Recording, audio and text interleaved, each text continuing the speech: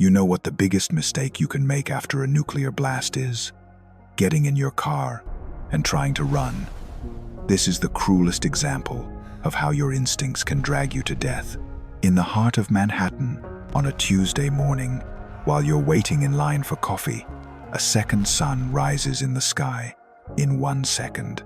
Silently, so bright, you can see the veins behind your eyes. Then the sound comes. Not sound. There's no such thing as sound anymore. The shockwave rips everything apart. Glass, buildings, people, but you're far away. Maybe you're in New Jersey. Maybe in the back streets of Queens. You saw the light, heard the blast, but you're standing. Your ears are ringing. There's panic all around, cars crashing into each other, people screaming. And what's your first instinct? Jump in the car, get to your family, get away from the city. Congratulations. You just killed yourself. First rule in the manual. Forget the car. Close the door. The first 15 to 20 minutes after the blast moment are the golden window that determines the rest of your life. During this time, radioactive fallout hasn't fallen to the ground yet. Up there, in the atmosphere, millions of tons of dust and ash, burnt concrete fragments, melted metal droplets, and most importantly, radioactive isotopes: cesium-137, strontium-90, iodine-131. The names don't matter. What matters is they're all deadly, all invisible, and all coming toward you with the wind. While you're starting your car, the air filter under the hood is starting to fill with that fallout. While you're trying to escape on I-95, you're right under the radiation cloud. Windows closed. AC on. Congratulations. Now you're pumping that poison into your lungs. Your neighbor Joe stuffed his 3 kids into his SUV, foot on the gas, trying to get into the Lincoln Tunnel. But the tunnel's already jammed. Thousands of cars, side by side, not moving. Joe and his family there. In a closed tunnel, engines running, exhaust fumes building up, radioactive dust raining down on them. 48 hours later, when FEMA teams arrive, they'll find motionless people inside the cars. Not from radiation poisoning, because carbon monoxide kills faster. First rule is simple. Wherever you are, stay there. Find a building. Basement if there's a basement. If not, an interior room, no windows, away from exterior walls. Close the door, close the window, turn off ventilation, and start waiting. The owner of a pizza shop in Brooklyn went outside to call his son who hadn't come to work that day. Just 5 minutes. To make a phone call. The fallout isn't visible yet, but it's in the air, on your skin, in your hair. 72 hours later, nausea started. Vomiting blood on day 4. Death on day 9. Those who stay outside don't feel anything in the first hours. Radiation is silent, odorless, painless, just invisible particles, tearing apart your DNA cell by cell. Matter, structural, shelters, concrete, earth, lead. Okay, you didn't go outside, you're inside. But where? In a cafe, wooden house, or in an old apartment building? Because the only way to protect yourself from radiation is mass matter. The more material there is between you and those deadly particles, the better off you are. Wooden house? Nothing. Like paper, radiation passes through the walls as if they're not there. Concrete is good. Brick is better. Earth is perfect. Best of all, basement, underground. Better if there are floors above. Each floor, a shield. A woman in Washington Heights lived on the 23rd floor. Modern, glass-walled, luxury apartment. After the blast, she decided to stay there. I'm high up. I'm safe, she thought. When the fallout slowly started settling on the building's roof, the radiation rate was 1,000 rem, hour on the roof. 400 rem, hour on the 23rd floor. But in the basement, 20 rem, hour. When that woman was found 6 days later, Her hair had fallen out. Her skin was burned. Her internal organs had failed. But the Dominican superintendent and his family, who hid in the building's basement, got away with mild nausea. So where you are in the building matters as much as which building you're in. Top floor equals death. Middle floors equals slow death. Basement equals life. And there's distance. How far are you from the blast center? If you're within 5 kilometers, nothing matters anymore. Thermal radiation and shockwave have already melted you. If you're between 15 kilometers, the building structure is critical. If you're over 15 kilometers, with the right shelter, you have a chance of survival. And of course, wind direction. Which way was the wind blowing that day? If you're downwind from the blast point, fallout is coming straight at you. If you're upwind, maybe you're lucky. Maybe. A grocery store owner in Astoria locked himself inside his shop after the blast. But the shop was a place with thin tin walls, semi-prefab. Inside and outside were the same thing. He was found unconscious. 14 hours later, he was rescued, but his kidneys had collapsed. He died 3 weeks later after dialysis. The quality of your shelter, the quality of your life. Thick walls, basement level, and patience. Don't go outside. Don't ever go out. Matter. The first 48 hours. Invisible apocalypse. Now you're inside. Doors closed. You're alone, or with a few people. Phone's not working. Electricity's cut. Radio's not working. How long will you stay? Answer. At least 48 hours. Ideally 72 hours. The fallout falls most heavily in the first day. Radiation levels drop by half at the 7th hour, half again at the 49th hour. But the first 24 hours are death hours. Problems come like this. Water. Faucets aren't running. The system has collapsed. Bottled water is good if you have it. If not, water in the toilet reservoir is drinkable. Water in radiator pipes is drinkable. But rainwater you collect from outside, poison, completely poison. Food. You'll endure as long as you can without opening up. Packaged food is safe. Canned goods are safe. But the bread sitting on the kitchen counter, fallout is on it. Vegetables, on them. Don't wash anything. Waste of water, only open-sealed packaged products. Toilet. The flush doesn't work. Hygiene collapses. Garbage bags, plastic bottles, disgusting but necessary. The smell will become unbearable, but you're alive. Panic. Maybe the worst. Darkness, silence, ignorance. What's happening outside? Where's my family? Has the city burned? Is there a government? And that claustrophobic feeling. In the basement, no ventilation, dark, and waiting, just waiting.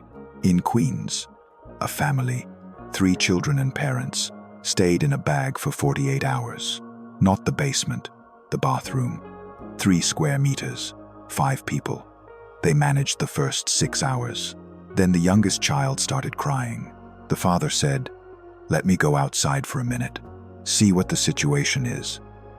He went out. 15 minutes. When he came back, he didn't wipe down his clothes. He contaminated the rest of the family with radiation. They all got mild exposure. They all survived. But cancer came years later. First rule, be patient. Second rule, those who don't panic win. Third rule, you won't go outside for 48 hours. No reason is good enough. Matter, decontamination, erasing the traces of the invisible killer. 72 hours have passed. Maybe you caught a radio broadcast. Maybe there's just silence. But now you need to go outside. Water's run out, food's run out, or maybe you just can't stand it anymore. That enclosed space, darkness, smell. You're going out. Stop. Before you go outside, you need a plan. Because the moment you open that door, radiation comes in, under your shoes, on your clothes, in your hair, with the air. In the Bronx, A group came out of the basement after 60 hours. 6 people. They went straight upstairs to their apartments without taking off their shoes, without changing their clothes. That night, they all ate together. They washed the plates in shared dishwater. Fallout spread to the kitchen, to the faucet head, to the dinner table. 2 weeks later, 3 of the 6 people died. The other 3 were seriously ill. Decontamination is simple, but has strict rules. Take off outer clothing, right at the door. Coat, jacket, shoes. Never touch them again. If you touch them, wash your hands with soap for a long time, under the nails included. Take a shower. If there's water, lukewarm water, soap, head to toe. Wash your hair 3 times, behind the ears, neck, everywhere. But don't scrub. Don't irritate the skin. Just clean gently. Radiation is on your skin, not in it. Not yet. You have to burn the clothes. Yes, burn them. Don't throw them away. Don't bury them. Don't wash them. Burn them, because there are millions of radioactive particles in the fibers of that fabric. Even if you wash them, they won't come out. The problem is, most people don't have water to shower, don't have a place to burn, and don't have knowledge. What a man in Staten Island saw. After the 3rd day, streets started filling up. People are going out, walking, rummaging through market remains. Nobody's changing clothes. Nobody's taking off their shoes. Radiation is spreading street to street, house to house, person to person. Contamination is everywhere now, and no official statement is coming. No FEMA, no National Guard, just static noise on the radio. That man was smart. He stretched plastic sheeting at his house entrance, made a kind of airlock. When entering, outer clothes stay there. He goes in naked, dries off, puts on clean clothes. Primitive, but it works. But the others are living with fallout. Eating, drinking, breathing it. Their cells are collapsing, and they don't know yet. Matter, New World Order, resources, violence, survival. 5th day, streets are more crowded, but a different kind of crowded. That wild look in their eyes. Hunger, fear, hopelessness. Supermarkets have been looted. Glass broken, shelves toppled, floor full of blood and glass shards. 1st day, it was civilized, looting. People were taking water and canned goods. Forget theft. They were leaving credit cards on the counter. A matter of conscience. 5th day, they're coming with axes, with rifles. A CVS pharmacy in New Rochelle turned into a conflict zone. For antibiotics, painkillers, potassium iodide pills, 3 people died, 1 in crossfire, the other 2 beaten to death. The pharmacy owner was the first to grab a rifle. Then he died too, because there are no rules now.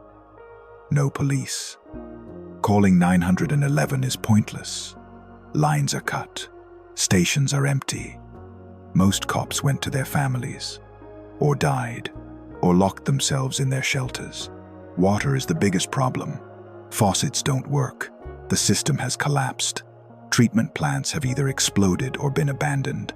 There's no bottled water in the city. People started drinking from the river. The Hudson River. That filth, a place you wouldn't swim in even in normal times. Now add radioactive fallout on top.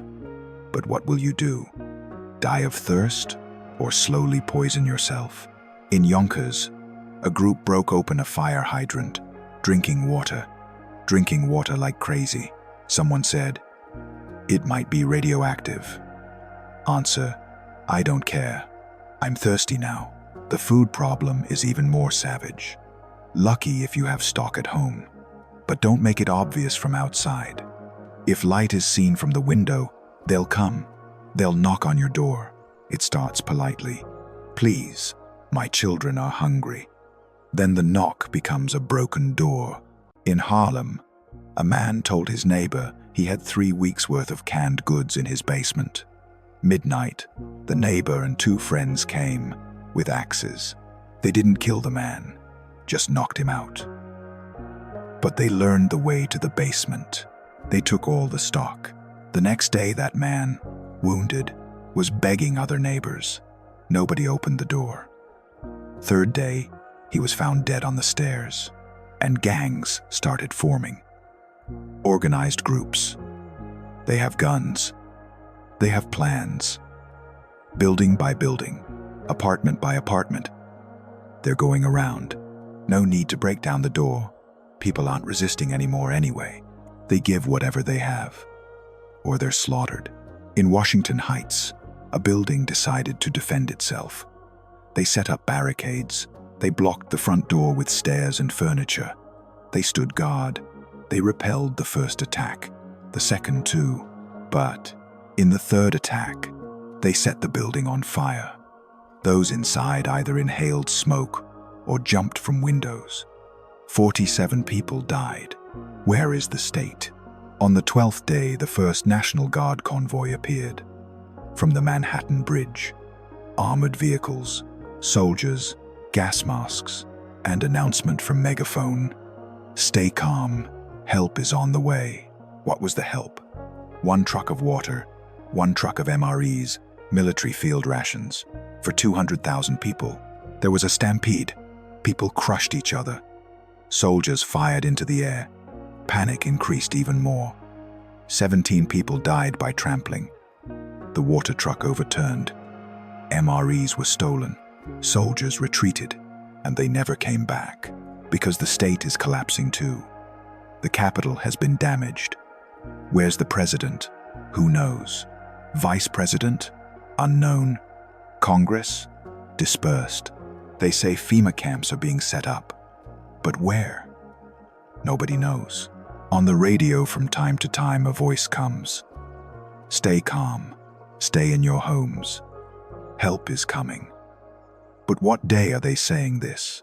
7th? 15th? It doesn't matter anymore. Help isn't coming. The new order is, the strong survive. He who has a gun takes. He who has a group protects. If you're alone, you die. The visible effects of radiation, and now symptoms are showing. First week, nothing. Second week, mild nausea, fatigue.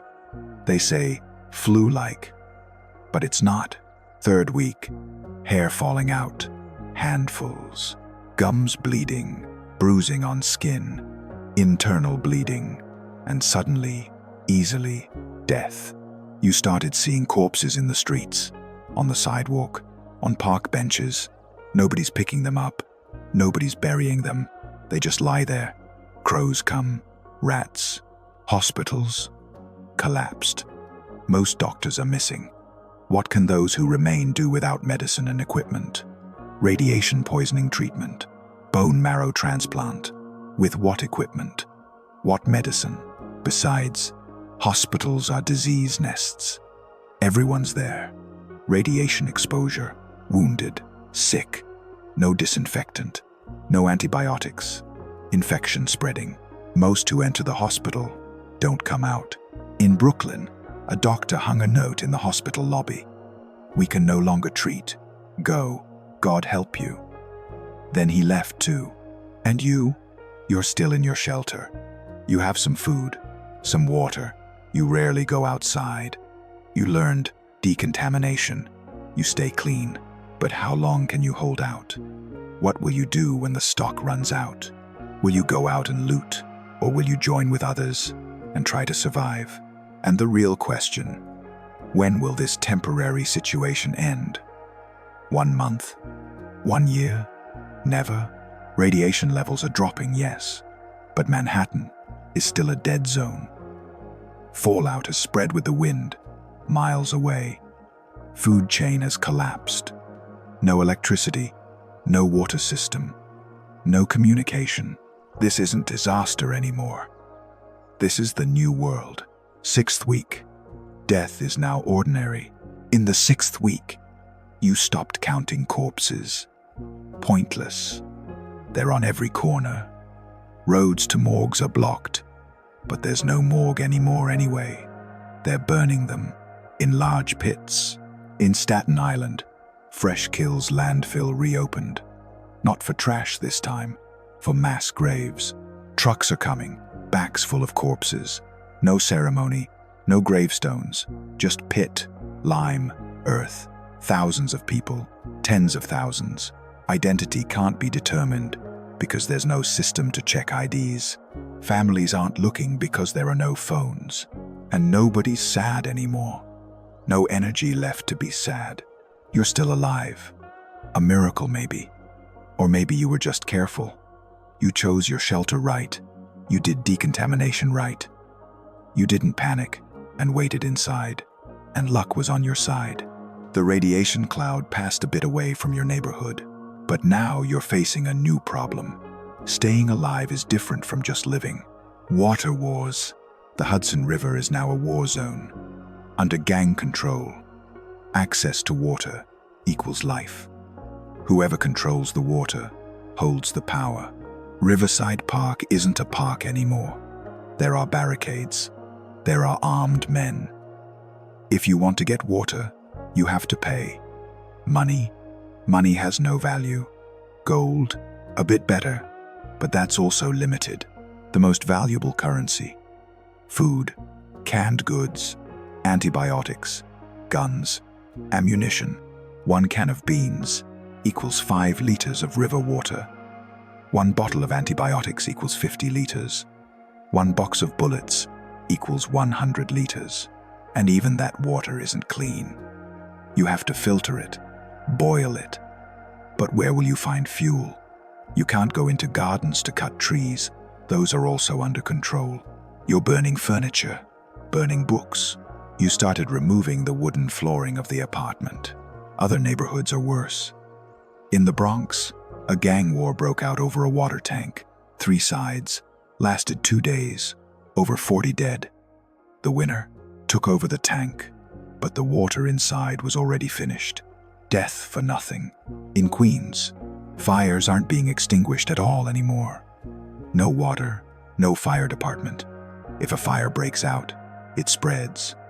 Building by building, block by block, people flee, leaving their belongings and fleeing, and then others take those belongings.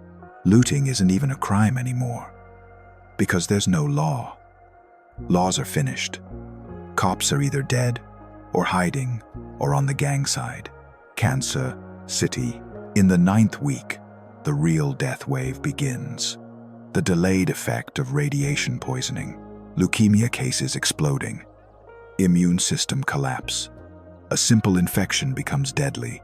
No antibiotics, no treatment. A cut turns to gangrene, and death. Thyroid cancer increasing, especially in children, because iodine 131 targets the thyroid gland. If there had been potassium iodide pills, maybe they could have been protected. But who had those pills? Pharmacies had sold out on the first day. Those whose hair has fallen out are now like markers. Radiation victims stamp, and people stay away from them, as if it's contagious. It's not contagious, but they're guaranteed to be dying. Nobody wants to befriend someone who's dying. In Washington Heights, a woman was walking with her 8-year-old son. The child had no hair. There were bruises on his arms. A group saw them and shouted, "Stay away! You're radioactive!" The woman begged, "We're just going to water. We won't hurt anyone." Answer, stones. They chased them away with stones. The child died 2 days later. The mother hanged herself 3 days later. Human nature works like this. In times of crisis, the weak are crushed. There's no system to save the sick. Hospitals collapsed. No medicine, no doctors, no backs to carry the sick. Darwinism, in its rawest form. New hierarchy. In the 12th week, an order started forming. Chaotic, but an order. Neighborhoods turned into their own mini-states. Some established a committee system. Looks democratic, but it's not. He who has the gun decides. He who has food is strong. Some neighborhoods completely went under gang control. They're collecting taxes. If you want to stay, you give a share every week. Food, water, or service. What does service mean? Women know. Men too. Sexual slavery, if not openly, exists implicitly. Another order. Security groups. They present themselves as community protectors. But in practice, military dictatorship. They set the rules. If you violate them, you're expelled. Or worse. In Harlem, a security council was formed. A former cop was at the head. First rule, execution for theft. Second rule, violence for violence. Third rule, no refugees from outside accepted. And one day, a family came. They fled from the Bronx. 3 children, mother, father. They begged, just one night, please. Council denied. The family didn't leave. They insisted. Midnight, an armed group forcibly removed them. By morning, that family was found dead a few blocks away. Who killed them?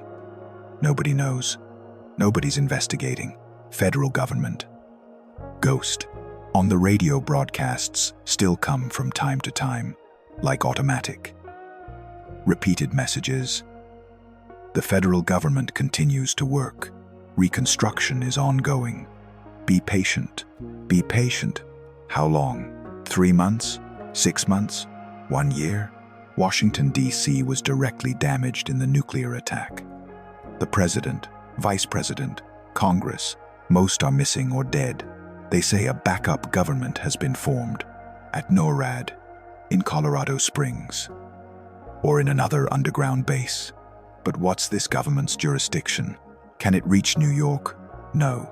Help from outside? Europe? China? Everyone's busy with their own problems.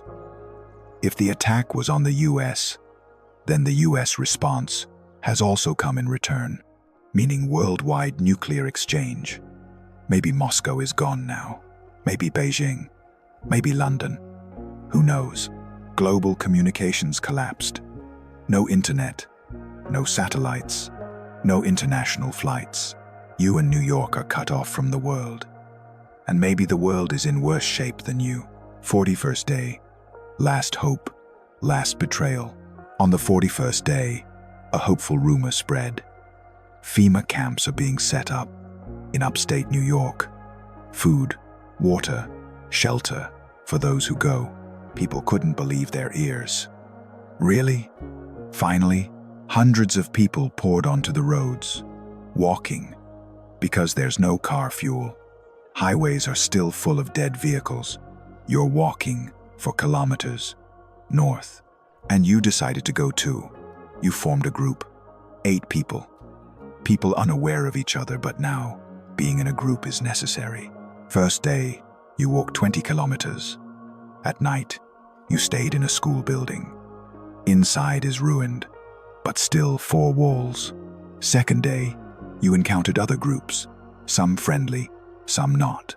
A clash happened. No guns, but there are knives, sticks. Someone got hurt. From your own group. You couldn't bandage the wound. No antibiotics. Fever rose. Third day, you left him behind. You don't know if he died or lived. The group couldn't carry him. Fourth day, you asked some people about the camp location. Up north is all they know beyond that. But how far north? 50 kilometers. 100 kilometers. Fifth day, you came to a road checkpoint. Armed men. You'll pay to pass through here. What will you pay with? You have nothing. Then turn back. You begged. Didn't work at all. You had to turn back. 8th day, your group dispersed. Everyone went their own way because trust is finished. Food is scarce, water is scarce, and selfishness prevailed, and you were left alone. Again, and that FEMA camp story. Was it a rumor? Was it real? You don't know. Maybe there is one. Maybe not. Maybe there was, but it filled up. Maybe there was, but roads are closed. Or maybe Those camps are a new prison to keep people under control. You'll never learn the truth. Third month. System 0. By the end of the third month, New York City is no longer a city. Rubble, dead zone. Hundreds of thousands have died. Millions have migrated. Those who remain, ghosts. Manhattan's lights went out forever. Times Square, dark. Broadway, silent. Nobody trading on Wall Street. Empire State Building doesn't even have a flag on top. Just concrete skeleton, swaying in the wind. The animals in the zoo, they escaped, or died, or were eaten. Yes, eaten. Hunger is like that. Central Park, a graveyard. Unofficial, but everyone knows. There are hundreds, maybe thousands of people buried there. And the streets? At night, absolute silence. During the day, only the sound of wind and crows. You never left the survival camp in a basement. Others came and went, died. But you're still here. The last can of canned goods is finished. Water, you're collecting drop by drop. You're filtering rainwater. Is it drinkable? You're not sure, but you'll drink it because there's no other choice. Your hair has thinned. One of your teeth is loose. You're tired, always tired. But you didn't die, yet. And one night, on the radio after static, you heard a clear voice. This is FEMA Central Communications. Announcement to all survivors. Rescue operations have been suspended. Repeat, rescue operations have been suspended. Protect yourselves. God help us all. And then, silence. Complete silence. You turned off the radio. The battery was dying anyway, and you understood. Nobody's coming. Never will. This isn't the end of the world anymore. This is after.